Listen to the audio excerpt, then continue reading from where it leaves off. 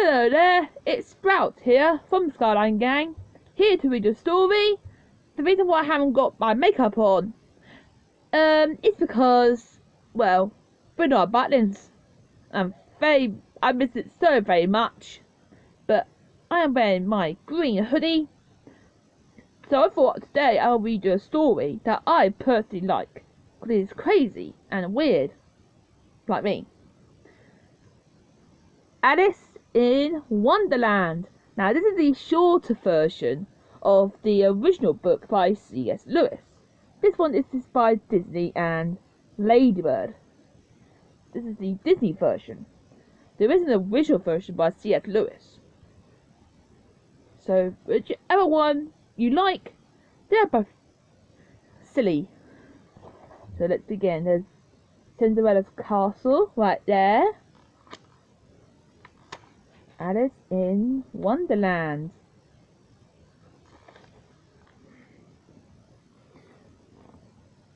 One hot summer's day, a little girl named Alice sat up in a tree. She was supposed to be listening to her grown-up sister read an important history lesson. But it wasn't very interesting, for it had no pictures in it. Alice began to feel sleepy. She climbed down from the tree and rested beneath it. Just as she closed her eyes, a white rabbit came strutting by, scuttering by. Alice sat up in surprise. The white rabbit was wearing a bright red jacket, just like Bud. Oops, skip a few pages there. No, rabbit. The white rabbit looked at the pocket watch as he ran. "I'm late," Alice heard him say. Oh dear, I'm late." "Wait for me," said Alice. But the white rabbit replied, "I don't got time. I'm late for a very important date." Alice was curious, and she watched as he disappeared into a hole at the foot of a tree. Very curious. Alice decided to follow him. At first, she had to crawl along, but suddenly she found herself falling down into the darkness. Then she was floating. Soon there was enough light to see furniture of all kinds floating past her head. When at last she landed, Alice discovered she was in an enormous room. On the ground there was a little door with a big brass doorknob. She kneeled on the floor and tried to peep through the keyhole. Very suspicious.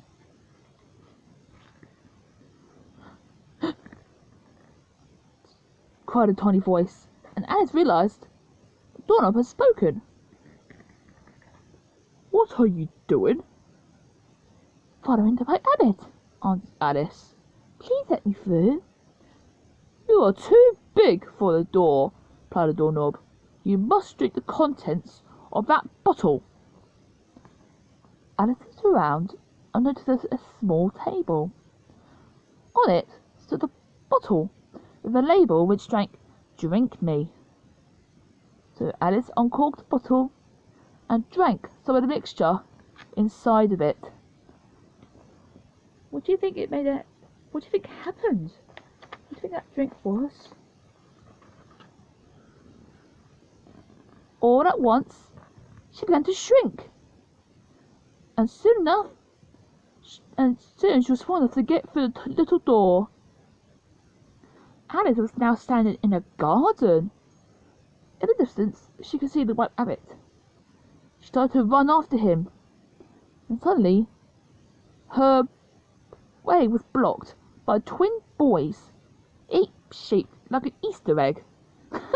How funny.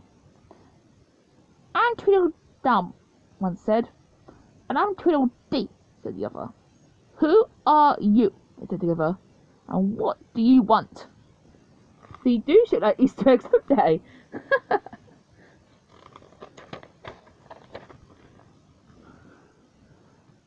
Alice told her name and explained that she was curious to know about the white rabbit. She could see that he was darting in and out of some of the bushes on the outside of the garden. "Where is he?" he explained. She cried impatiently. "Here, there, and everywhere," sniggered the twins, and they skipped away. Well, they weren't very helpful, were they? Alice ran off the other way and came to a funny little house with a circle front door. There it is, circle front door. Suddenly, the upstairs window popped open, and there was White Rabbit. He was now dressed as a page in a frilly ruff. "I'm 7 minutes and 20 seconds late," he cried out happily. "And I've lost my gloves. Can't help me find them." Oh dear, that's not very good. I don't like being late. So Alice went into the house. See shirts everywhere. She didn't find any gloves, but she found a box of sweets. I like sweets. Without stopping to think, she ate one of them. And Alice started to grow and grow and grow. Soon she grew too big for the house. "Oh, my paws and whiskers!" cried Rabbit. "Here's a monster in my house! Oh dear, oh dear, oh dear!" And away he ran. How silly is this story? This page is very sticky. There we go. But Alice fished about outside with her hands. She found a carrot growing in the garden. She nibbled in it, and sure enough, she began to shrink again. She ran into the woods to find White Rabbit again. Soon enough, she had to stop for a rest. "And who might you be?" asked a sleepy voice. There, stretched out along a leaf, was a caterpillar. You see there, the caterpillar?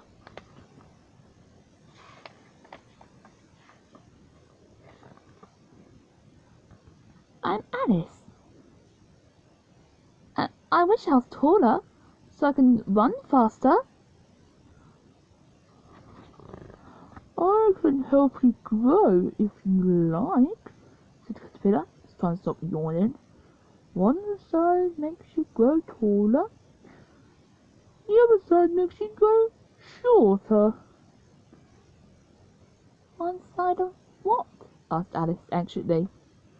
"The mushroom you're sitting on," gasped the caterpillar. Then suddenly he turned into a butterfly and fluttered away. That's a very big butterfly.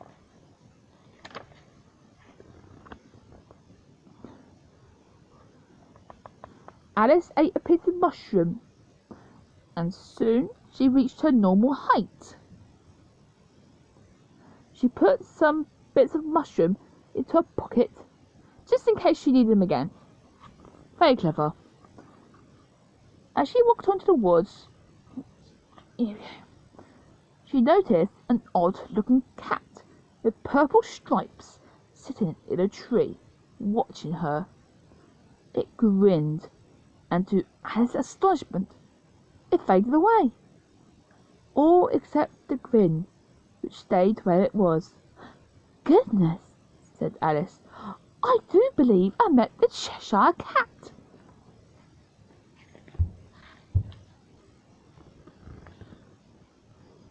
The Cheshire Cat reappeared and told Alice that she might find the White Rabbit at the Mad Hatter's house, or else at the March Hare's.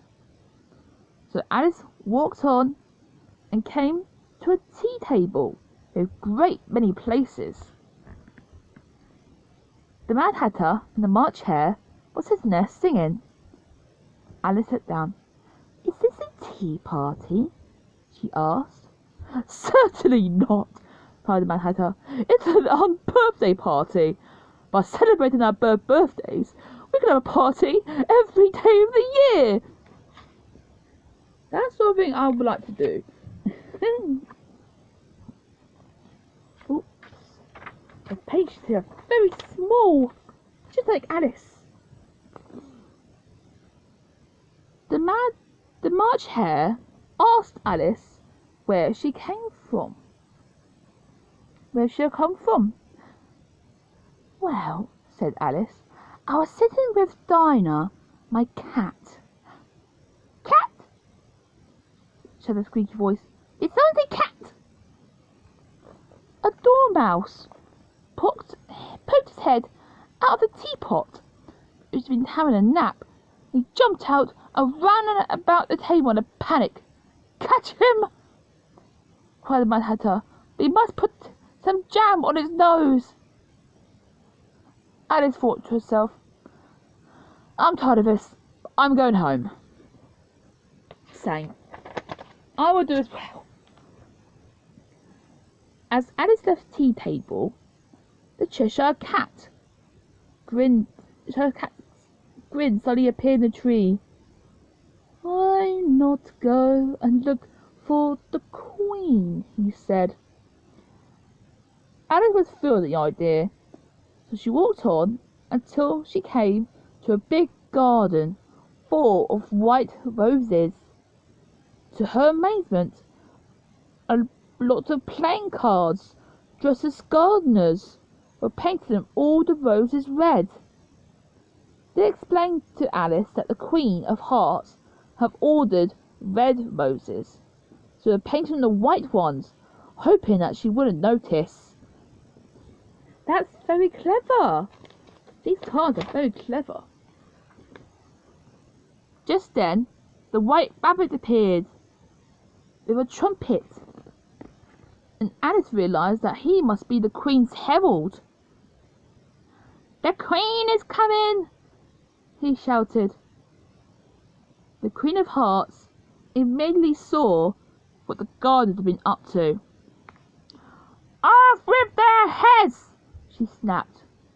Then she turned on Alice and said, "Who are you?" Alice trembled and replied, I'm a little girl, and I lost my way." "All the ways and here belong to me," said the Queen. "Off with her head!" She sounds very nasty, don't she? Then the Queen changed her mind and asked Alice for a game of croquet. "Everyone to their places!" she shouted. But no sooner had the game started than everyone began shouting and arguing. To add to the confusion, the Cheshire Cat kept appearing and disappearing in the most annoying manner.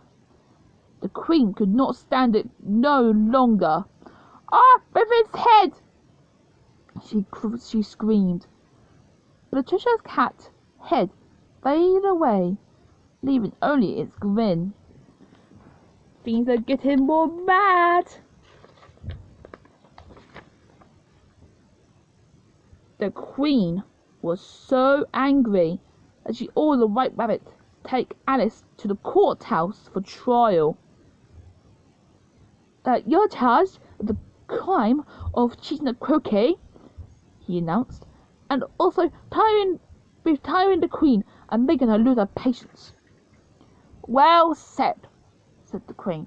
"Off with her head!" Shouldn't we have the evidence first?" asked the King. "If we must," the Queen snapped at him. "Call the witness!" Who do you think the witness is going to be? The first witness was the March Hare. He cleared his throat and said, "I have nothing to say." Then came the Dormouse And finally the Mad Hatter marched up to the front, wished the Queen a very happy birthday, offered his best wishes, and went away. At that moment, the Cheshire Cat appeared again. "Look!"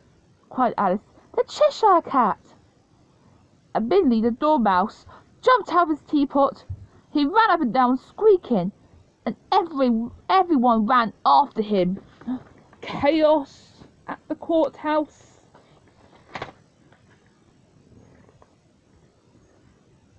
Alice knew that she must escape.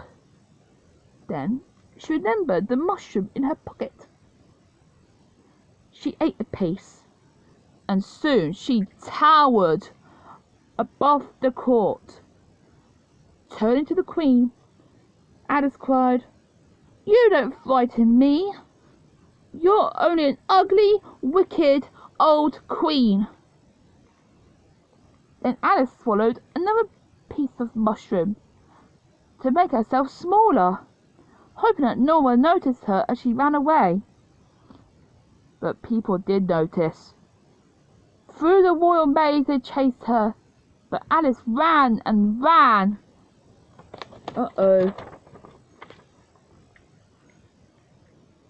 At last she found herself standing once more in front of the little door with the brass doorknob. Alice cried, "Let me through! Please let me through!" But then she heard a kind voice saying, "Wake up, Alice. Tell me what you learned in history." It was her grown-up sister, smiling down at her. Alice blinked and rubbed her eyes. There was Dinah, curled up in her lap. "I had such an exciting time," said Alice. "There was a white rabbit, and I was curious, so I followed him, and Alice's adventures in Wonderland were over." Oh, thank goodness for that, she was safe. I hope you enjoyed the story. This will be exclusively on YouTube because, well, it's 20 minutes. It's not going to be on Instagram. So with that, and I hope you enjoyed the story. Like, share and subscribe, and I'll see you very soon. Bye bye.